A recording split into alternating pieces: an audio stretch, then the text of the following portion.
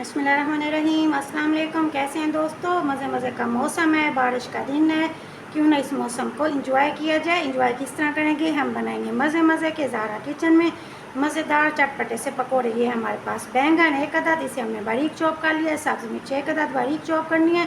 साथ ही हम इसमें डालेंगे सब्ज़ धनिया, इसे भी बारीक चॉप करना है। और ये हमारे पास प्याज एक अदद बारीक चॉप करेंगे। आलू है हमारे पास एक अदद, इसे भी बारीक स्लाइस करके हमने चॉप कर लेना है। ये हमारे पास पुदीना, इसे भी हमने बारीक एक गड्डी चॉप करके इसके अंदर डाल देनी है। प्लेट को करना है अच्छा सा साफ़, ताकि इसका कोई दाना हमारा ज़ाया ना हो।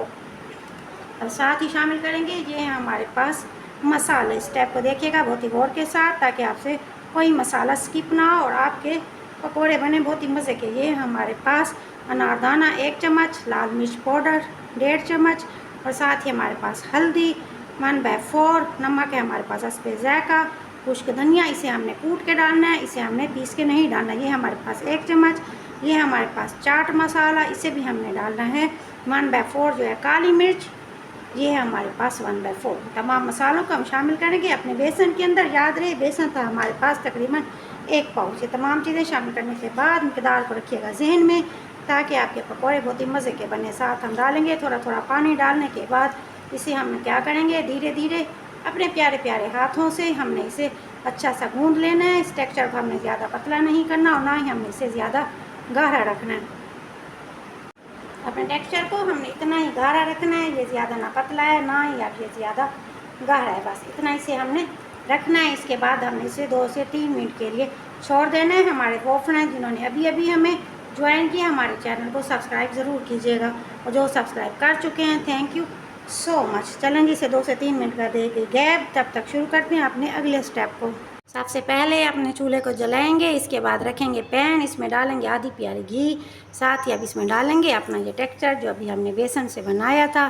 1 बाय 1 करके हम इसमें तमाम पकोड़े डालते जाएंगे। जितनी जगह होगी हमारे पैन के अंदर उतने पकोड़े हम इसके अंदर करेंगे शामिल।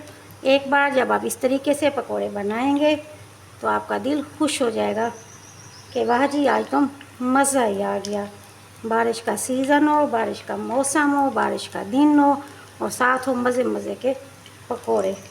चलेंगे इसमें हमने डाल दिए हैं। जैसे नीचे वाली साइड पकेगी, जनाब नीचे वाली साइड हमारी तैयार हो चुकी है। इसे हमने पलट दिया, इस तरीके से हम इसे पलटेंगे। देखें नहीं ऊपर वाली साइड पे भी प्यारा सा कलर हमारे पकौड़ों के ऊपर आ चुका है। अब हम इसे निकालेंगे अपने प्यारे से प्लेटर में। जाइएगा कहीं नहीं, क्योंकि अभी भी एक मैजिक है बाकी।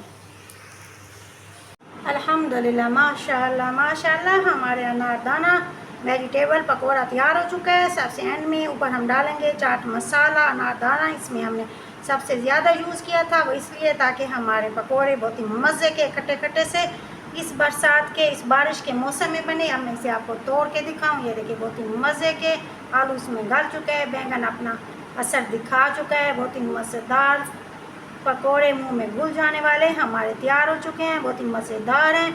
अगर आप चाहें तो इसे रायते के साथ या फिर टमाटो केचप के साथ यूज़ कर सकते हैं। इसके अलावा अगर आप चाहें तो बारिश के सीज़न में, बारिश का मौसम है, ये हमने बनाई है ज़ारा किचन में कड़ी। कड़ी में भी हम इन्हें यूज़ कर सकते हैं। अब इसे यूज़ करने का तरीका मैं आपको बताऊँ कि हमें किस तरह यूज़ करेंगे। ये कड़ी का तरीका भी, इसका मेथड भी आपको मिल जाएगा मेरे चैनल में।